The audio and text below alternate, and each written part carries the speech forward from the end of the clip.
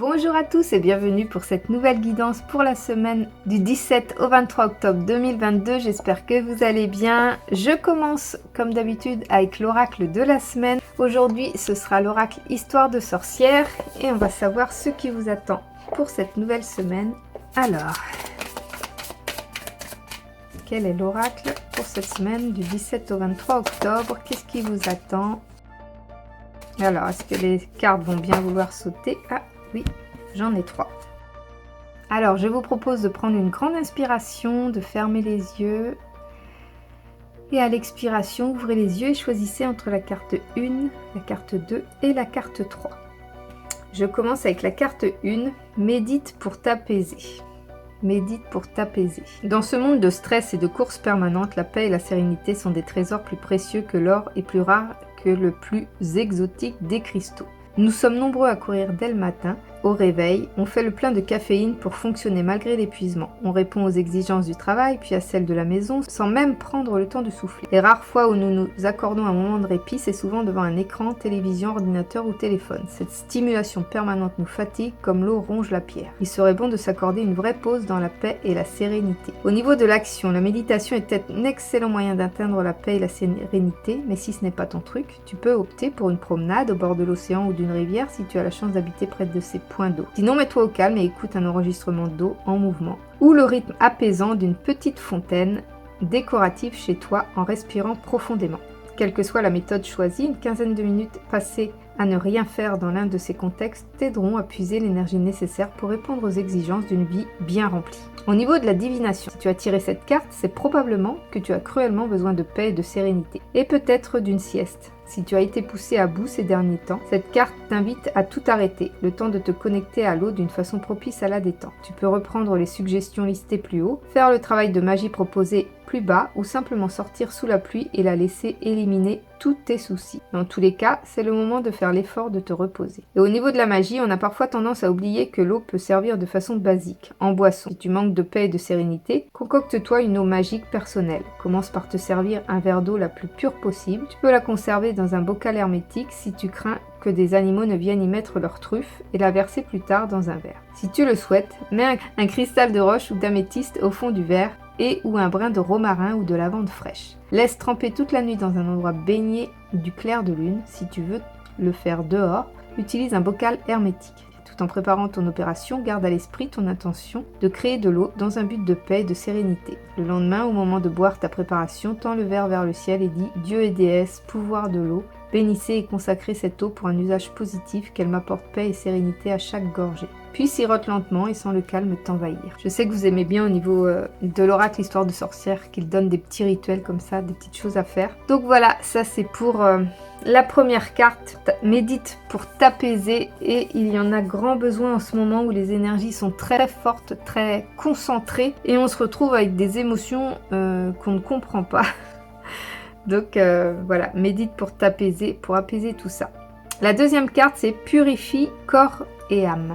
Purifie corps et âme. Au quotidien, nous nous purifions par des moyens divers. Bain, douche, en se lavant le visage ou en se brossant les dents. Mais il est important de ne pas réduire ces actions à l'état de simple nettoyage de l'épiderme. Le corps, l'aura, le mental et l'esprit nécessitent tous un nettoyage régulier au fil de notre voyage en ce monde, chargé d'émotions puissantes, de chaos et de négativité ambiante. Certains vont jusqu'à penser que des énergies obscures et malsaines viennent s'accrocher aux plus imprudents. En tout cas, nous sommes tous d'accord sur le fait qu'un bon nettoyage ne peut pas faire de mal pour chasser le déplaisant et le malvenu accumulé sur notre route. Au niveau de l'action, il n'y a pas plus simple qu'un nettoyage spirituel basique. Il suffit de prendre conscience que la purification va plus loin que la simple douche d'eau savonneuse. Commence par décider fermement de chasser le négatif et le nocif, puis utilise l'eau sous la forme qui te convient le mieux. Tu peux rester sous la douche et visualiser la saleté emportée dans les canalisations, te promener un instant sous la pluie, nager dans l'océan ou encore tremper un tissu dans un bol d'eau mélangé à un peu de sel. L'essentiel n'est pas tant le résultat que le fait d'opérer en pleine conscience. Au niveau de la divination, cette carte t'informe qu'il est temps de procéder à un nettoyage spirituel ou psychique. Si tu as traversé une baisse de régime, un coup de stress ou de fatigue, ce n'est pas anodin. Un bon nettoyage te fera le plus grand bien. Utilise le pouvoir de l'eau pour un travail de purification. Au niveau de la magie, le bain de guérison magique est un bon moyen de se purifier physiquement mais aussi spirituellement. Remplis ta baignoire d'eau et ajoute du sel de mer pour favoriser la suppression de toute négativité. Tu peux également verser quelques gouttes d'huile essentielle douce associée à la guérison.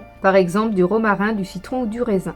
Si tu n'as pas de baignoire, tu peux remplir une grande bassine et la mettre sous la douche ou l'utiliser en extérieur où tu pourras tremper le sol sans t'en soucier. Une fois assis dans l'eau ou au moment de t'en passer sur le corps, visualise les couches de mauvaise énergie dont tu te laves et la positivité qui vient peu à peu les remplacer. Si tu ressens un besoin de te nettoyer, demande au Dieu ou à l'élément eau de t'aider dans cette tâche. Alors, de la purification, après la méditation de la purification, on est vraiment dans le nettoyage des émotions, le nettoyage des énergies négatives qui sont assez présentes en ce début de mois. La troisième carte, c'est leçon de vie. Un jour, quelqu'un a dit que celui qui n'apprend pas de ses erreurs est voué à les répéter. As-tu tiré des leçons de la vie au fur et à mesure? Ou t'obstines-tu à répéter toujours les mêmes choses sans comprendre pourquoi ta situation n'évoluait pas? Il existe bien des façons de comprendre, par les livres, l'expérience, la sagesse des autres, mais pour devenir une meilleure personne, il est important de toujours apprendre de la vie, que l'on soit grand ou petit. Et toi, qu'as-tu appris aujourd'hui? Au niveau de l'action, fais l'effort d'apprendre quelque chose de nouveau aujourd'hui. Tu peux t'essayer un nouveau domaine et voir ce qui se passe, faire des recherches ou lire un extrait de livre d'un auteur que tu adores. Ou si tu peux, discuter avec une personne qui a vécu des expériences inédites pour toi. Astuce, les personnes plus âgées ont énormément de choses à t'apprendre. Tu pourrais discuter avec un parent, un grand-parent, l'aîné de ta communauté, un voisin et leur demander ce qu'ils ont appris dans leur voyage. Au niveau de la divination, tu devrais prêter plus attention aux leçons que t'envoie l'univers. Y a-t-il un domaine dans lequel tu t'acharnes dans la mauvaise voie, faute de ne pas avoir appris de tes erreurs? Arriverais-tu à améliorer ton quotidien en déployant davantage ta connaissance? Essaye de croquer la vie à pleines dents. Et au niveau de la magie, parfois on a besoin d'aide pour trouver quelle leçon tirer d'une situation, surtout quand de fortes émotions sont en jeu. Assieds-toi devant une bougie jaune ou blanche. Si tu le souhaites, tu peux également poser un livre en symbole de la connaissance. Allume la bougie et dis « Dieu et déesse, aidez-moi à prendre de la vie pleinement et gracieusement, tant que faire se peut ».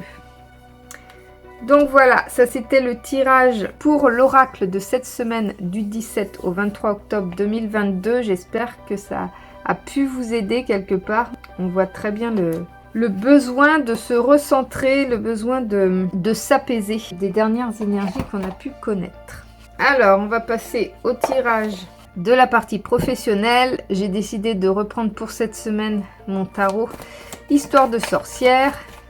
Je ferai, je pense, une semaine sur deux. Une semaine sur de l'un, une semaine sur de l'autre. Voilà, je sais qu'il y en a certaines qui préfèrent le tarot Histoire de sorcière.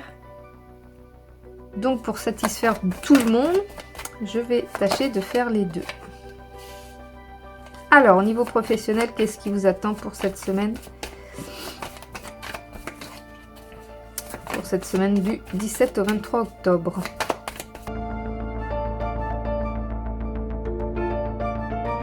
Alors, professionnellement, cette semaine, nous avons la Reine de Coupe, la Tour, le Roi de Pentacle, le Chevalier de Pentacle, le Monde, le Pendu, le Page de Pentacle, le Mât, la Reine de Pentacle, le 7 de Coupe, le 3 de Bâton et le 4 de Pentacle. Alors, la Reine de Coupe, beaucoup d'émotions professionnellement parlant. Vous allez peut-être avoir tendance à trop vous investir émotionnellement dans votre travail. Essayez de vous préserver par rapport à ça.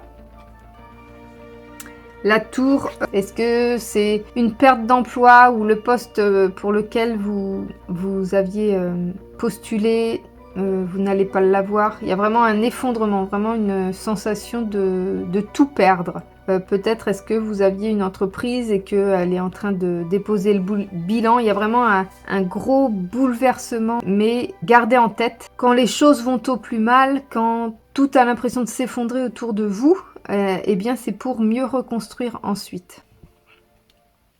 Le Roi de Pentacle, il y a du partage. Au niveau professionnel. Peut-être est-ce qu'il va y avoir une prime d'investissement ou peut-être est-ce qu'il va y avoir une prime tout court ou une récompense. Mais il y a comme une envie de partager. Je vois plus ça sous l'aspect financier puisque c'est le Roi de Pentacle. Je vois plus une prime, quelque chose comme ça qui va tomber cette semaine. Le Chevalier de Pentacle. Vous allez passer à l'action au niveau professionnel. Peut-être est-ce que c'est dans la demande d'une promotion ou dans l'achat d'une entreprise. Il va y avoir une action de fait par rapport à un projet professionnel. Et je vois plus dans l'aspect financier, puisque c'est le chevalier de Pentacle, peut-être un investissement financier, peut-être pour une formation, peut-être ouais, quelque chose comme ça. Le monde. Le monde, c'est vraiment une ouverture. Peut-être justement que cette formation que vous allez commencer avec le chevalier de Pentacle, eh bien, elle va vous mener vers plein d'opportunités, vers plein de possibilités auxquelles vous n'aviez pas pensé.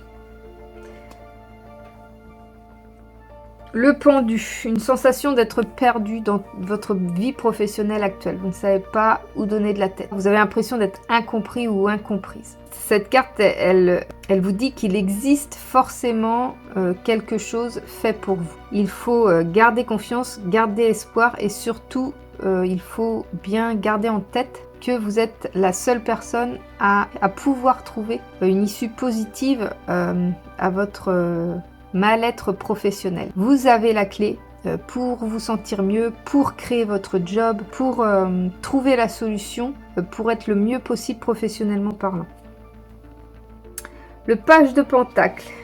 Ouais, nouveau départ, nouveau projet professionnel, peut-être cette fameuse formation avec le chevalier de Pentacle, une nouvelle opportunité professionnelle, va y avoir un nouveau projet qui s'annonce.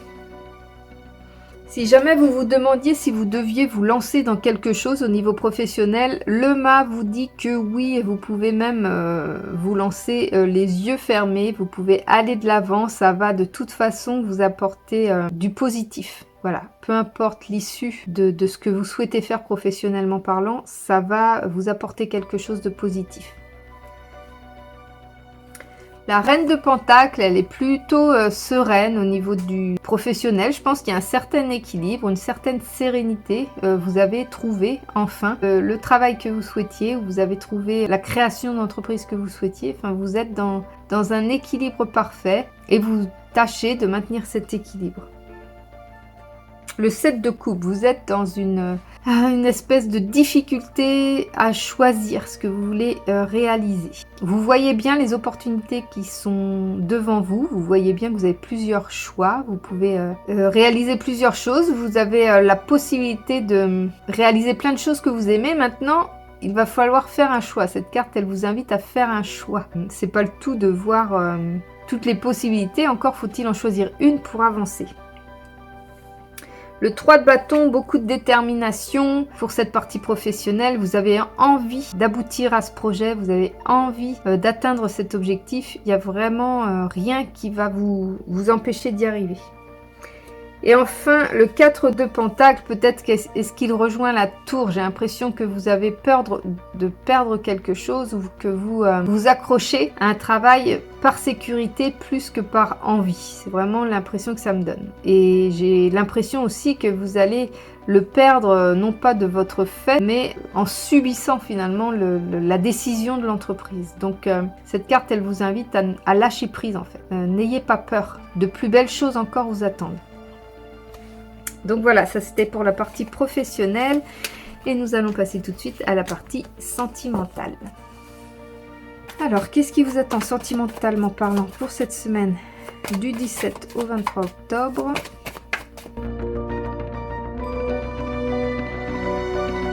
Alors, sentimentalement parlant, nous avons le diable, ça commence bien, le 9 d'épée, la justice, la reine de Pentacle, le 6 d'épée, le 8 d'épée, le 5 de bâton, les amoureux, le 4 de bâton, le soleil, le 3 de bâton et le 7 de coupe. Alors le diable, tentation, relation toxique. C'est pas très folichon. Hein. Je ne pense pas que la solution dans votre mal-être en couple soit la tromperie. Donc faites attention aux tentations. Essayez d'être le plus honnête possible en fait. Et ne soyez pas tenté par une espèce de facilité pour soit réussir à rompre ou soit vous détacher d'une relation. Le 9 d'épée, là c'est plus une sensation d'épuisement. Vous accumulez peut-être les relations sans lendemain, vous accumulez peut-être des relations qui n'aboutissent pas à ce que vous espérez. Ne perdez pas espoir. Cette carte, elle vous dit de ne pas perdre espoir. Vous allez trouver la personne qu'il vous faut. On est au bout du chemin en fait. Vous allez bientôt avoir un revirement de situation. Ça va beaucoup mieux aller. La justice. La justice, peut-être est-ce une décision de divorce, une décision de justice par rapport à une séparation. Peut-être je vois plus ça dans cet aspect-là. La reine de Pentacle, un équilibre financier par rapport au couple. Vous aviez besoin d'une certaine sérénité financière et peut-être que votre partenaire ou vous-même avez trouvé cet emploi qui va vous permettre soit d'emménager ensemble ou soit de pouvoir concrétiser les projets que vous aviez en couple. Les amoureux, nouvelle rencontre peut-être, ou rencontre de votre âme sœur, ou découverte de votre âme sœur. Il y a vraiment un lien particulier que vous allez avoir avec une personne cette semaine. Le 5 de bâton, des tensions. Il va y avoir des tensions, soit dans le couple ou soit dans l'entourage, qui vont impacter votre couple. Soyez vigilants, faites attention. Le 8 d'épée, peut-être est-ce que cette sensation de ne pas vous sentir bien, d'avoir un petit peu le ciel qui vous tombe sur la tête, c'est peut-être tout simplement à un état d'esprit. Un état d'esprit qui vous empêche d'aller de l'avant, qui vous empêche de voir le positif en toute rencontre ou en toute chose. Donc cette carte, elle vous invite à vous libérer vous-même de vos propres chaînes intérieures. Le 6 d'épée, l'envie de fuir une situation. Ça rejoint peut-être le diable où je vous disais, faites attention de ne pas être tenté par la facilité pour peut-être créer la rupture dans votre couple. N'essayez pas non plus de fuir la situation, il y a vraiment un langage à avoir. Après, si vous êtes vraiment devant une personne, si vous pensez que vous n'avez pas le choix, c'est peut-être la solution, mais fuir une situation n'a jamais résolu la situation en elle-même. Donc, faites attention à vos réactions, à vos comportements. Le 4 de bâton, beaucoup de joie, peut-être une nouvelle rencontre ou une bonne nouvelle par rapport à votre couple. Il va y avoir quelque chose à fêter. Le soleil, beaucoup de sérénité à venir pour cette semaine, pour certains d'entre vous. Beaucoup de joie au niveau du soleil. Le 3 de bâton, peut-être est-ce que vous êtes attiré par une personne et que vous n'avez pas envie qu'elle vous passe sous le nez, entre guillemets, et que vous allez vraiment tout donner pour pouvoir la conquérir. Et enfin, le 7 de coupe. Ah, peut-être que ça rejoint le diable dans le sens où faites attention aux tentations. Peut-être est-ce que vous avez la possibilité de rencontrer plusieurs personnes. Vous avez peut-être le choix dans différentes relations. Faites attention aux bonnes raisons, à trouver les bonnes raisons de votre engagement envers quelqu'un ou de trouver les bons arguments, émotionnellement parlant, pour choisir la bonne personne. Il y a vraiment la difficulté à choisir ce qui vous correspond, la personne qui vous correspond. Donc voilà, ça c'était pour la partie sentimentale et nous allons voir tout de suite la partie familiale.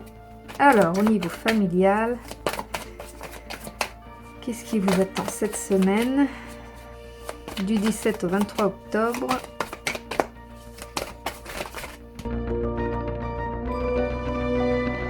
Alors, nous avons l'As d'épée, le 2 d'épée, le 4 de bâton, le soleil, le 7 de coupe, l'étoile, le 3 de coupe, le 2 de pentacle, la reine d'épée, le 3 de pentacle, la grande prêtresse et le 6 de pentacle. L'as d'épée, nouveau projet, nouvelle opportunité au niveau familial. C'est plutôt une belle carte, ça va donner un nouveau souffle au niveau familial. Le 2 d'épée, un choix difficile à faire. Vous êtes entre deux ou quelqu'un de la famille est entre deux. Il y a un choix à faire, mais un choix logique, mais difficile à faire. Le 4 de bâton, vous allez fêter un événement dans la famille. Il va y avoir une bonne nouvelle. Vous allez vous réjouir pour quelque chose au niveau familial. Le soleil, c'est plutôt un bel équilibre familial cette semaine. Vous allez vous sentir bien, heureux ensemble, unis. C'est vraiment une très très belle carte. Le 7 de coupe, des choix à faire. D'ailleurs, on voit qu'il y a certaines cartes qui reviennent comme pour la partie sentimentale. Il y a des choix à faire cette semaine, plusieurs opportunités au niveau familial, mais il ne faut pas rester en fait en suspens, il ne faut pas rester dans l'attente, il va falloir choisir quelque chose.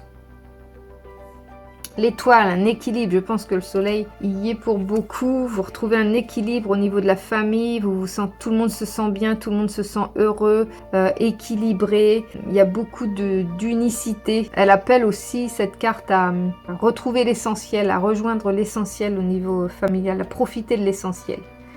Le 2 de Pentacle, un équilibre, besoin d'équilibre, peut-être le retour de l'équilibre justement. Il y a eu les dernières semaines, en septembre notamment, beaucoup de déséquilibre. Je me souviens des tirages au niveau familial, c'était assez hard. Et là voilà, on retrouve l'équilibre. Là encore, il y a beaucoup de joie encore, beaucoup de sérénité. Là c'est peut-être plus au niveau professionnel, au niveau de la famille. Il va peut-être y avoir une bonne nouvelle pour un des membres de la famille au niveau professionnel. Et là, c'est plus au niveau de peut-être fêter un anniversaire ou quelque chose beaucoup plus festif. La reine d'épée qui va trancher. Peut-être cette personne de la famille qui a du mal à faire un choix, même si c'est un choix logique et un choix nécessaire. Peut-être qu'elle va avoir besoin du soutien d'une personne pour finalement trancher pour elle, prendre la bonne décision pour elle. Le 3 de Pentacle, il annonce un projet familial. Peut-être que vous avez l'envie, le besoin d'un projet familial. Vous allez en discuter cette semaine. La grande prêtresse, beaucoup de réflexion peut-être par rapport à ce projet pour voir s'il va convenir à tout le monde, pour voir si tout le monde va trouver sa place dans ce nouveau projet familial. Et enfin, le 6 de Pentacle, beaucoup de réjouissance. Il y a quelqu'un qui va être mis en valeur cette semaine. De tout ce qu'il ou elle a pu apporter, il y a beaucoup de reconnaissance, de reconnaissance au niveau familial. Donc plutôt des belles cartes cette semaine pour la partie familiale. Je suis assez contente parce que les semaines précédentes, c'était assez costaud. Donc là, c'est plutôt sympa. J'espère que cette guidance pour cette semaine du 17 au 23 octobre a pu vous plaire, qu'elle a pu vous apporter le maximum de choses, qu'elle a pu vous guider au mieux, ou qu'elle va pouvoir vous guider au mieux surtout. N'hésitez pas à me laisser un commentaire, à vous abonner si ce n'est pas encore fait, à me rejoindre sur mes autres réseaux sociaux Instagram et Facebook. Et moi je vous dis à samedi prochain pour la prochaine guidance.